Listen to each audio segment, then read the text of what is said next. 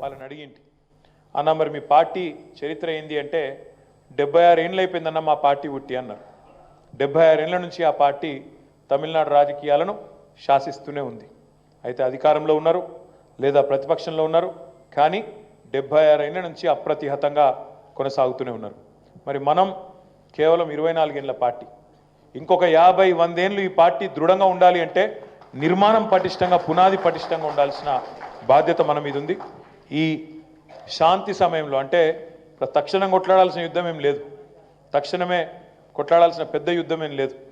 ఇంగ్లీష్లో ఒక సామెత ఉన్నది, the more you sweat during piece the less you bleed during war.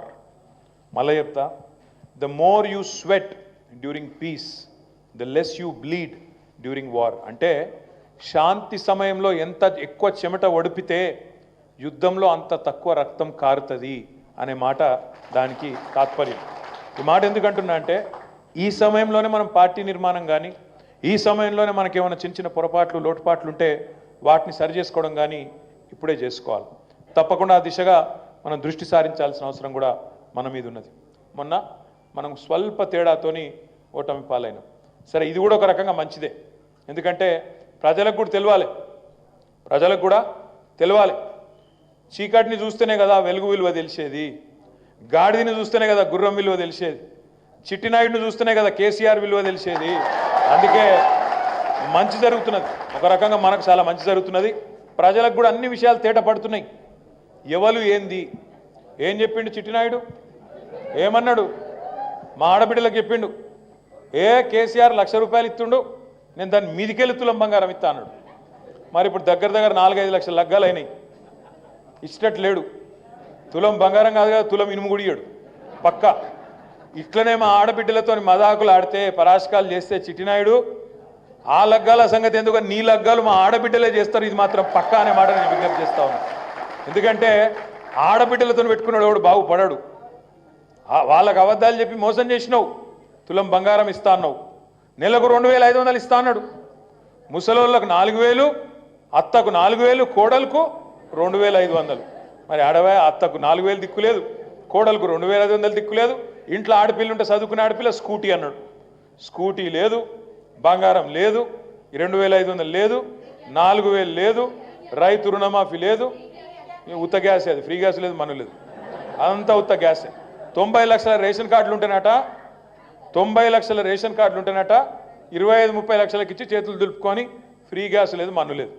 అంటే నేను ఎందుకు చెప్తున్నా అంటే ఒక్కటంటే ఒక్కటి ఇప్పటి వరకు ఈ 9.5-10 నెలల్లో పనికొచ్చే ఒక్క పని చేసిండ్రా? దయచేసి మీరు ఆలోచించండి.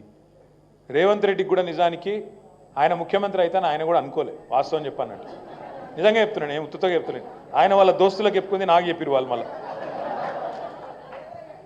ఆయన ఏమనుకున్నంటే ఇప్పుడు కానీ నేను 2028 అయితే మెల్లగా, ఇప్పుడు మాత్రం నోటికి వచ్చింది ఏది పడితే చెప్పాలనుకున్నట్టు చెప్పిండు. ఎవ్వరు ఏది అడుగుతా చెప్పుకుంటా.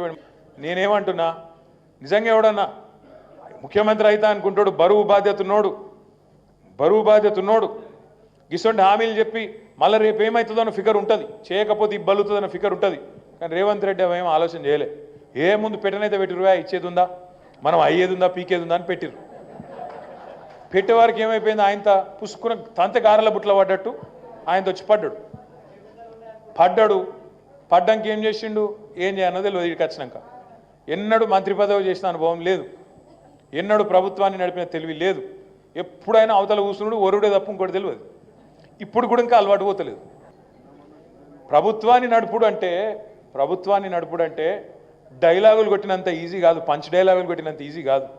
లాగుల తొండలు దొరబెడతా, గుడ్లు వీకి గోటీలాడతా అని డైలాగులు కొట్టినట్టు ప్రభుత్వం కూడా మాటలతో నడిచిపోతే బాగానే ఉండు, గట్లు ఉండదు.